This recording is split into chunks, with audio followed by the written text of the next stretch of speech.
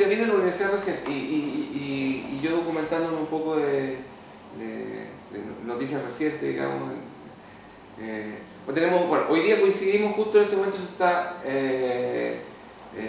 presentando los argumentos a favor y en contra para la votación constitucional en contra del ministro Arbella. Sí. Primero, asociado a esa coyuntura, no sé qué opinión tiene respecto a la acusación y si usted podría también anticipar el resultado, digamos. La acusación es por no preocuparse de los temas vinculados a la Universidad del Mar. Yo francamente creo que este tipo de iniciativas son las que marcan el descrédito de la política. ¿Por qué? Porque si hay alguien que se preocupó de eso, fue el ministro Bayer. Ajá. Pero o sea,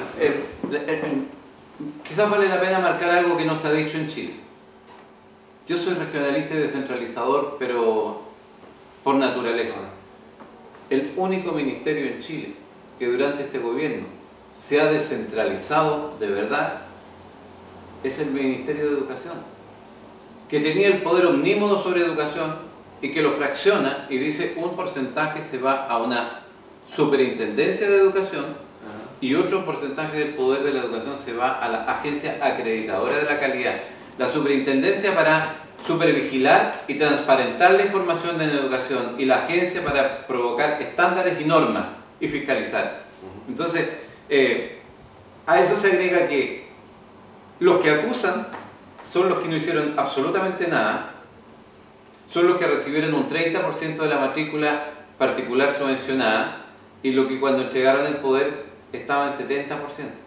O sea, ahí hay algo de incoherencia en lo que están planteando. Ellos están persiguiendo a la persona equivocada. Pero siendo real tal diagnóstico que señala usted respecto a la administración anterior, el tema no es si el ministro hizo bien, digamos, su trabajo frente a las denuncias recibidas y si fiscalizó realmente, no debe centrarse en eso, digamos, y no en ver si los anteriores, digamos, que hoy presentan la acusación hicieron su trabajo en su momento. No, pero es que eso es lo que te acabo de decir.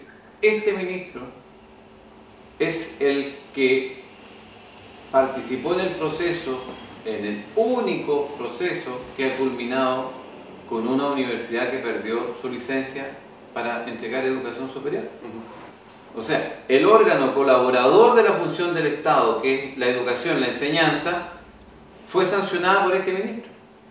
Y entre paréntesis, vale la pena señalar que la fiscalización de esta universidad surge desde la comisión que yo presidí, la Comisión de Educación, donde se denuncian las irregularidades por parte de otras universidades, se toma esa denuncia y se le envía al ministro, y el ministro la procesó y terminó enviando estos antecedentes a las instancias pertinentes. Pero lo que no hizo sí con el informe de la Cámara. No estoy seguro de si lo hizo o no, no tengo información para poder... es uno de los argumentos que se... lo que pasa es que no fue necesario porque el curso de acción estaba claramente establecido. Esto va a un cuerpo colegiado, ese cuerpo colegiado evalúa el mérito, reconoce la gravedad de la falta y le dice al ministro está en condiciones de emitir sanción. Y el ministro, cuando recibió ese informe, tomó la decisión de cancelar la licencia a la universidad. Eso es lo relevante de todo esto.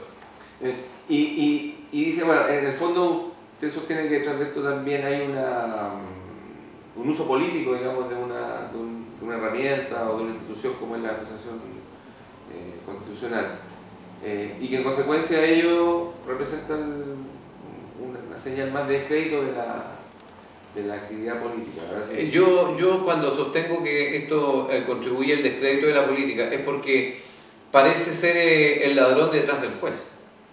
¿Y por qué digo esto? Por lo que te acabo de mencionar. La mayor parte, voy a ser mucho más directo, en Chile todos los sectores políticos, sin excepción, desde el Partido Comunista hasta la UDI, están vinculados al negocio de la educación. Sin excepción.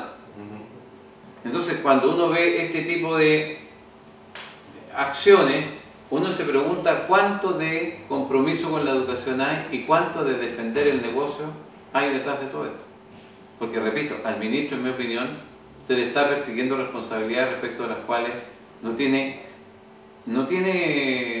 responsabilidades. La segunda derivada es cuánto de esto tiene que ver con una búsqueda objetiva de transparentar la situación y cuánto de interés en cobrar cuentas pasadas.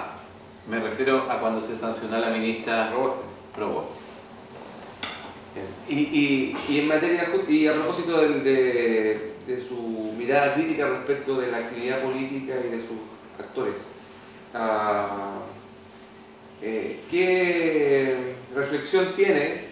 Sobre todo porque usted está definiendo si continúa o no continúa. Me llamó mucho la atención, no sé si serán tan textuales, digamos, las declaraciones que pude leer en el diario La Segunda, creo, o en el Mercurio de Antofagasta, donde usted estaba repensando ser candidato nuevamente y expresaba una crítica muy ácida a la política. Sí, cuando la ciudadanía, muy profundo. Cuando la ciudadanía en un 60% no va a las urnas, cuando después de un acuerdo en materia de educación salen cientos de miles, no decenas, cientos de miles de personas a las calles a repudiar el acuerdo que fue sancionado en la propia moneda con todos los actores levantando las manos en un signo de gran unidad y de gran compromiso con el acuerdo, algo anda mal en el país. Cuando se produce un círculo vicioso porque cada día se agrava más el distanciamiento de la política respecto a los ciudadanos, a mí me parece evidente que el pacto social histórico que viene desde Montesquieu, Rousseau, Hobbes, se extravió el Leviatán. ¿Qué significa eso? Que el pacto social en la que la cosa pública debe ser defendida por los políticos no se está cumpliendo. Y la ciudadanía tiene justo derecho a reprocharle a la política eso. Y yo siento que efectivamente ha habido mucho de interés y mucho de ideologismo. La política va demasiado retrasada respecto de la evolución que está teniendo la sociedad, de la deriva que tiene el cambio cultural.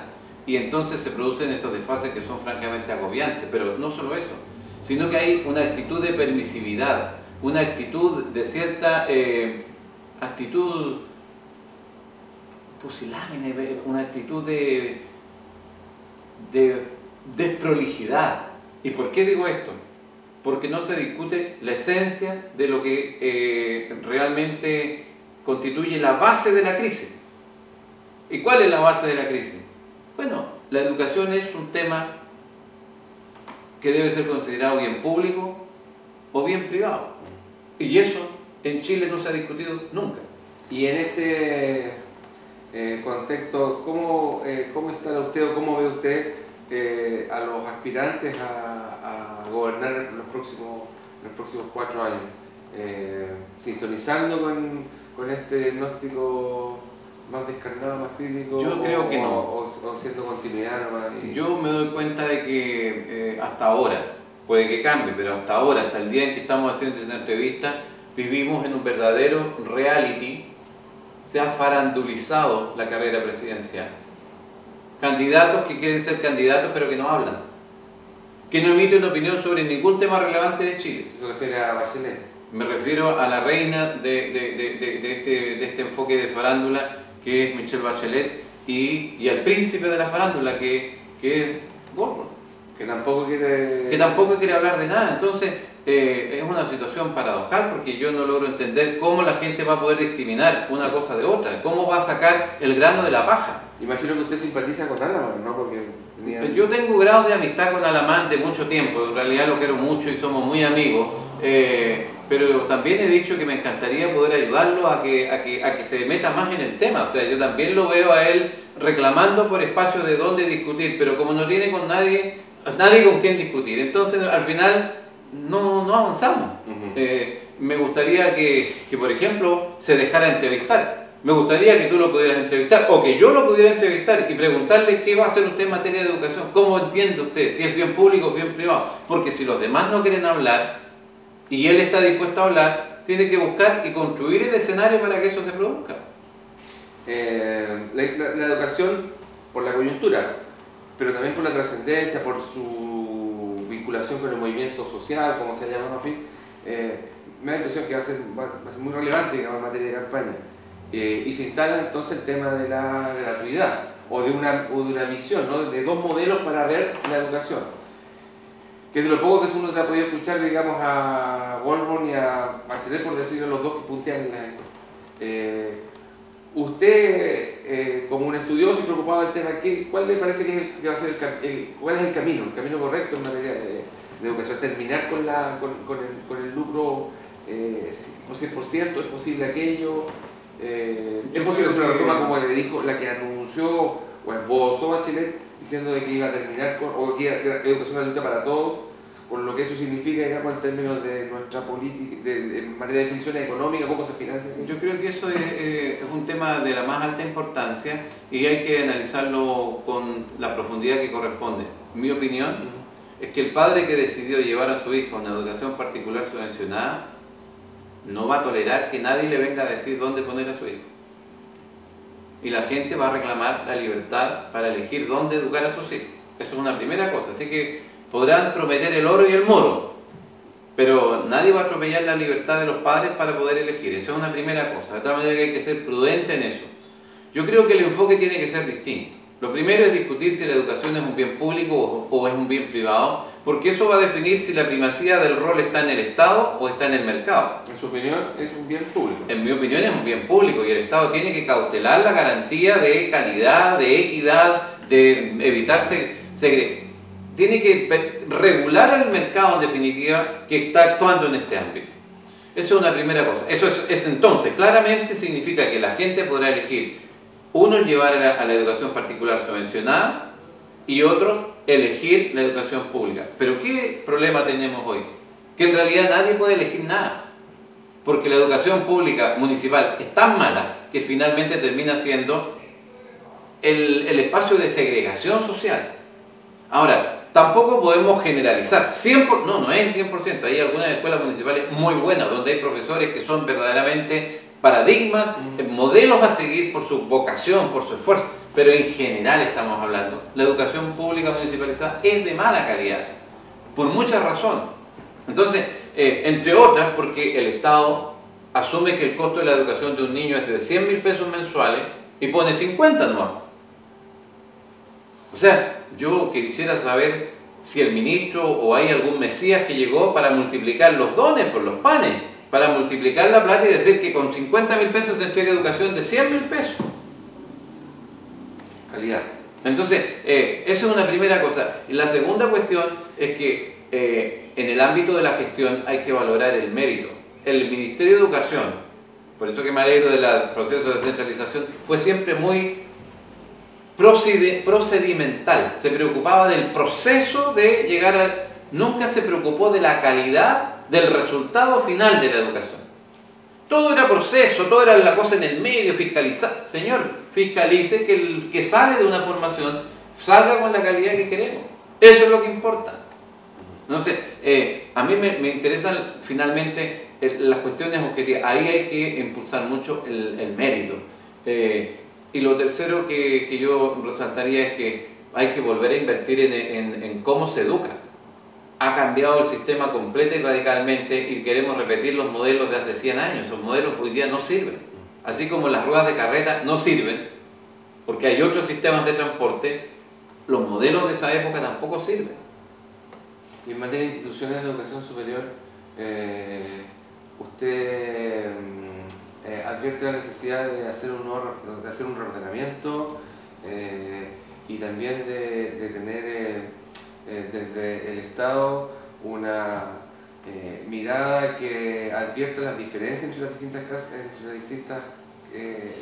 distintos planteles, digo, entendiendo que hay planteles complejos, otros menos complejos.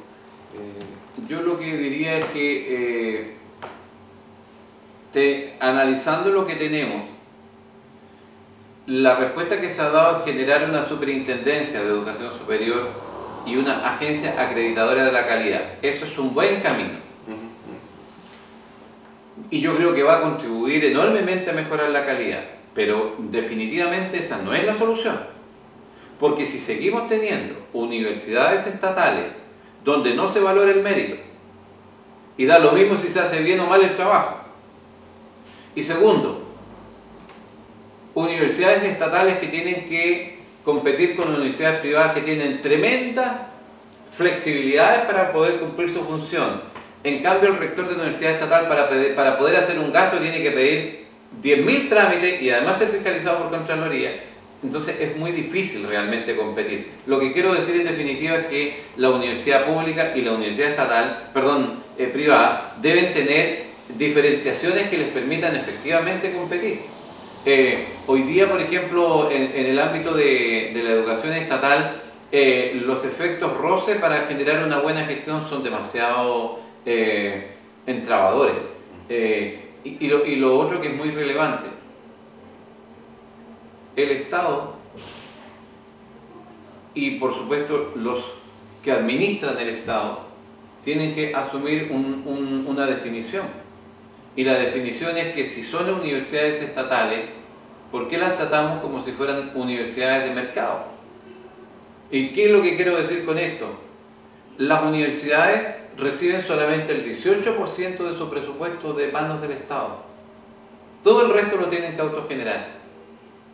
Entonces, son cosas extrañas las que están pasando, estos cambios que se están produciendo, y son poco reflexionados. Yo quiero competencia. ¿Es bueno que haya universidad privada? Sí, siempre que la estatal pueda competir. Como está hoy día, tanto por institucionalidad, eficiencia en la gestión, como por mecanismo de financiamiento, es muy difícil que puedan competir. Y bueno, usted valora mucho la descentralización como una meta, como un objetivo deseable. Me gustaría que pudiera evaluar o ponerle nota a la gestión de este gobierno en materia de descentralización. Entiendo que se anotaron un poroto, como usted dice, en materia de educación. Pero hay yo creo que en materia de descentralización política y administrativa, el gobierno de Sebastián Piñera queda con examen para marzo. ¿Y por qué? Bueno, porque en materia de descentralización realmente hemos avanzado muy poco. En materia del rol que le corresponde al Estado, por ejemplo, para empoderar a los gobiernos regionales, para darle presupuesto a las regiones, para permitir flexibilidad, tenemos todavía un gap, una distancia muy grande. Yo creo que nosotros llevamos 3 décadas hablando un discurso florido sobre descentralización, y lo cierto es que el país está más centralizado que nunca. Esa es mi opinión. Hemos tenido un efecto de retroceso, porque por la vía de los hechos las cosas se han ido concentrando en la economía, por ejemplo, en la banca, por ejemplo, y se han ido centralizando. Entonces, ahí hay un problema. ¿Y por qué? Porque las regiones no están empoderadas. Porque para hacer cualquier inversión relevante en la región hay que pedirle permiso a Santiago. Y Santiago tiene su propia burocracia, tiene su propia prioridad. Y eso es tremendamente entravante. Y a eso hay que agregarle que hay intereses. Hay intereses que están involucrados. Y todas las decisiones que se toman, las grandes decisiones que se toman en Chile, están vinculadas a una danza de millones de dólares. Y yo agregaría un punto adicional solo por generar un poquito de suspicacia en la ciudadanía. Le agregaría que la política se hace cada día más cara. Las campañas son hipermillonarias. Y hasta donde yo sé, la plata no cae del cielo. Y teniendo un diagnóstico tan claro acerca del frustrado modelo descentralizador del país, ¿no?, en estos 30 años, entonces la solución probablemente sea más refundacional que de un proceso de evolución, digamos. La gran trampa que tuvo este proceso, y que fue un demérito de la concertación, fue ese artilugio que es una trampa mortal para la descentralización: gradualidad y selectividad. Y desde ese día que nos dijeron de gradualidad y selectividad, lo único que hemos hecho hasta el día de hoy es retroceder, porque no ha habido nunca gradualidad ni ha habido ninguna selectividad. Y entonces, ese es el punto en el que hay que armar. Esa es una primera cosa. Un paréntesis, perdón, porque me queda. ¿Qué significa la selectividad? O sea, ¿cómo debe entenderse la selectividad en lo que usted señala? La gradualidad y la selectividad, en el fondo decían, vamos a ir gradualmente sacando funciones y atribuciones. Y selectividad, vamos a ir diciendo, mira, por ejemplo, el registro civil es un espacio fecundo para hacer esto. Y efectivamente ahí se hicieron cambios muy radicales. Lo mismo pasó en impuestos internos, cuando se digitalizó, se descentralizó mucho. Pero esa selectividad, hace rato que no avanzamos. Entonces... Lo distraje, pero usted está... tenía otra idea. Iba a decir algo, espérate un poquito que lo quiera. No, se me fue la idea, ¿no? Pero no me... Entonces que esto hay que refundarlo. Esa era la pregunta. Más radical, digamos. No, es que yo creo que estamos en un momento que son los típicos puntos de quiebre que se dan en la sociedad. Mi opinión es que el próximo gobierno, cualquiera que este sea, de izquierda o de derecha, va a tener una dificultad muy grande. Y mi opinión es que el paciente está en la última. La crisis que se está gestando es de proporciones. Y si no se producen cambios radicales en Chile, por ejemplo en materia de asimetría, de desigualdades, en materia de empoderamiento y descentralización, van a haber dificultades muy serias en el país. Pero el remedio, ¿cuál es entonces? El remedio es que los programas, el remedio es que los candidatos muestren sus programas, que la ciudadanía ponga atención a lo que se está ofreciendo y cobre la cuenta para que se haga. Mi opinión es que en los primeros 12 o 15 meses del próximo gobierno, si no se cumplen los compromisos y no se empiezan a tramitar los proyectos de ley, yo veo muy difícil que el próximo gobierno termine. Porque mira lo que está pasando hoy día. Un gobierno que tiene un éxito sin precedentes en lo económico. Histórico. Va a pasar a la historia como el gobierno más exitoso en materia económica. Pero va a tener un correlato. Y el correlato es que va a pasar a la historia por el gobierno con menor aprobación ciudadana. El problema, claro, ahí ¿Y por qué se produce eso? Porque la gente no entiende que se estén distribuyendo bien los beneficios del progreso y del desarrollo. Entonces, ahí es donde yo siento que está la gran dificultad en la discusión que acabo de plantear al comienzo. ¿Dónde están los bienes públicos? ¿Dónde están los bienes privados? Y respecto de los bienes públicos, ¿qué hace efectivamente el Estado? Me refiero a la educación, me refiero a la salud, me refiero a la seguridad ciudadana. Porque en este tipo de materia, entre otras, no es posible decir si usted tiene plata, hágalo, sino que Dios lo pille confesado. No es aceptable eso, porque eso rompe el sentido de comunidad nacional. El sentido de la comunidad está en cuestiones básicas que son fruto del esfuerzo comunitario. ¿Y usted va a estar para ese debate en el próximo...? Muy probablemente no. Muy probablemente no. Yo siento que yo he sido bendecido, y yo estoy agradecido de mi país, estoy agradecido de mi... porque yo he sido, como pocos chilenos pueden mostrar el currículum que yo tengo. Yo he sido 3 veces alcalde, he sido 2 veces diputado, he sido 2 veces senador, he sido presidente prácticamente de todas las comisiones en las que participé en la Cámara y en el Senado. He sido además vicepresidente del Senado chileno. Paralelamente hice una carrera académica, soy geógrafo de profesión, soy magíster en sociología, tengo un doctorado en sociología. Yo tengo demasiadas bendiciones. A eso le hay que agregar que tengo una vida, tengo una familia. Tengo una esposa maravillosa, tengo hijos, soy abuelo, entonces tengo la impresión de que llegó un momento en que tengo que enfrentar nuevos desafíos, desde otras trincheras. Tengo además conciencia clarísima de que estoy pensando los cambios contemporáneos como muy pocos políticos. Muy pocos políticos pueden mostrar la carrera académica que yo he seguido. Y entonces, si tiene esa convicción, ¿por qué...? Porque yo creo que desde fuera se pueden hacer muchos más cambios que desde dentro. Desde dentro a uno se le exige una estúpida, una absurda, una irracional lealtad. Lo que más se me critica a mí es que yo no cumplí el acuerdo del partido.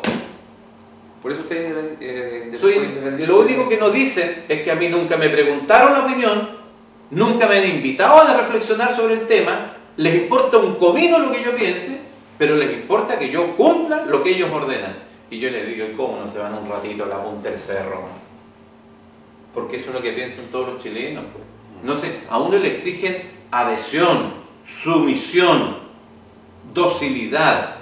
No, somos seres humanos racionales y libres. Pues. ¿Y desde dónde se contribuye tanto más que desde el Congreso, desde la actividad Le voy a dar un ejemplo. Solamente en los últimos 4 días. En los últimos 4 días yo, o mejor dicho, en esta semana yo habré inaugurado 5 años académicos en 5 lugares distintos. Habré conversado no sé con cuántos estudiantes. Y yo me voy a volcar a hacer esto por todo Chile. Quiero promover pensamiento. El mundo ha cambiado radicalmente. Es como un témpano. Era de una manera, se volcó. Tiene otra forma completamente distinta a la sociedad chilena. Y sin embargo, todos creemos que está anclada en el pasado. En todos los ámbitos este país ha cambiado profunda y radicalmente. Los que menos entienden los cambios que se están produciendo son los políticos. Porque no leen, porque no estudian y porque tampoco dialogan ni escuchan a los que se dedican a estudiar.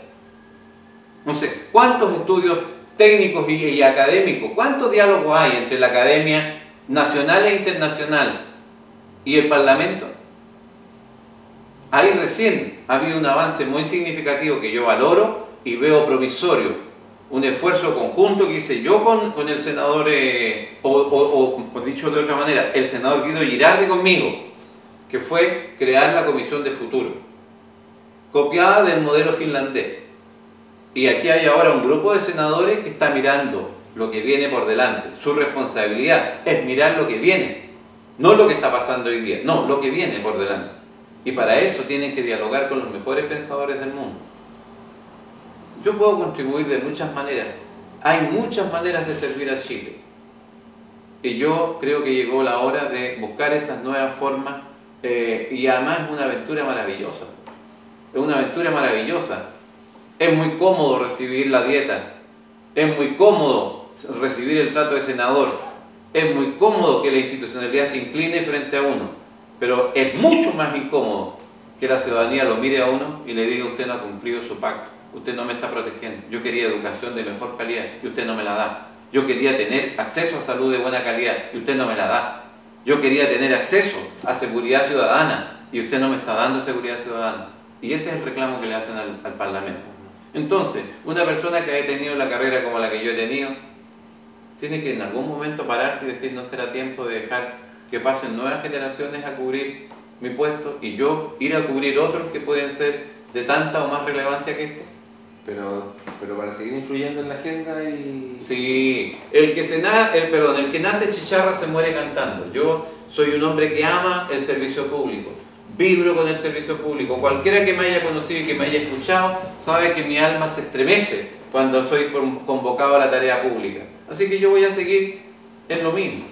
Pero desde el other side. Seguramente desde otra trinchera, porque como digo, cada día estoy más desencantado porque estoy tan consciente de la frustración, de la impotencia, de la rabia que se está incubando en la sociedad chilena, fruto de la falta de sintonía que muestra la política con los problemas de la gente.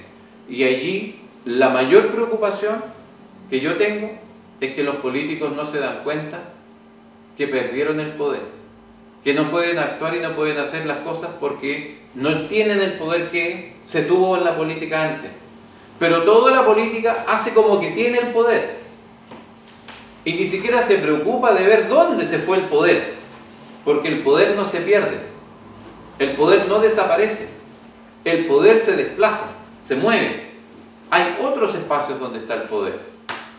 El problema es que precisamente esos espacios son los principales inductores del concepto del círculo vicioso de debilitamiento de la política. Pero mientras menos poder tiene la política, más se empoderan otras fuerzas que es bueno empezar también a poner en el foco de atención de la sociedad chilena. Otra cosa que es importante. ¿Qué fuerzas son esas? Porque me dejo ahí boteando la... Otra cosa muy importante que está vinculada a tu pregunta. Sí, pero díganme cuáles son las fuerzas, porque ya voy a ir por las que hay que tomar atención. En la sociedad chilena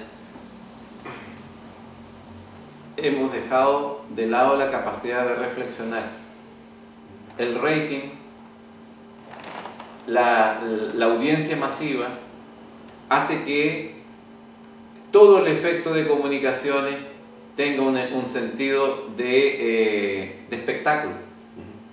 Y entonces lo que está ocurriendo en la sociedad chilena es que el ágora, el espacio público, el espacio del pensamiento, el espacio de la reflexión, no existe. Y la sociedad chilena vive del eslogan: educación gratuita y de calidad. ¿Para qué? ¿Para ser más productivo o para ser mejor ser humano? Vivimos del eslogan. No puede el Estado financiar la educación de los ricos. Pero si es al revés, el Estado lo que tiene que hacer es que los ricos paguen más impuestos para que los pobres tengan educación. Ese es el tema.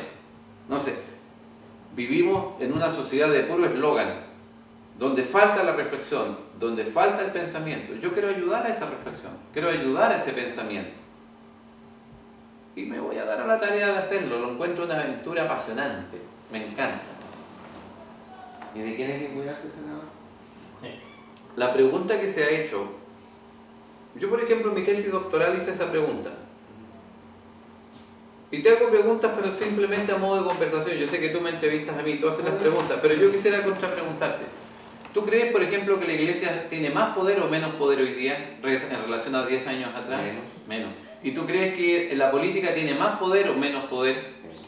¿Y los sindicatos crees tú que están con más poder que hace 10 años o con menos poder?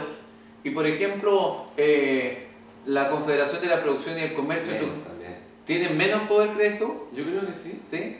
¿Y la banca? No, la banca Más. O sea, entonces ya empezamos a detectar, hay una serie de tendencias a la baja en el poder y hay algunas al alza. Y están vinculadas fundamentalmente al poder del dinero. Esa es la conclusión. Entonces, ¿y es malo eso? No, es súper bueno que tengamos dinero. Este país va a progresar en la medida que haya mucho dinero. Yo soy, por ejemplo, senador de la región que más éxito ha tenido en esto. $20.000 per cápita por nuca. ¿Ya? Pero está mal distribuido. El tema es que hay que distribuirlo bien. Como dicen aquí en el sur, está mal pelado el chancho. Hay que despostarlo mejor para que todos agarren una presita. Exacto. Y el Estado tiene que cumplir con las cuestiones básicas que permiten que el ciudadano pague los impuestos con alegría. Porque si el Estado paga los impuestos y ve que nadie se hace cargo de sus impuestos y no recibe ninguna cosa a cambio, no recibe salud, no recibe educación, no recibe seguridad ciudadana, más encima las calles están todas congestionadas, llenas de hoyos, entonces ¿para qué pago los impuestos? Y ahí es donde se produce el problema. Pero de eso hablaremos otro día, ¿no? Encantado, me agrada escucharlo.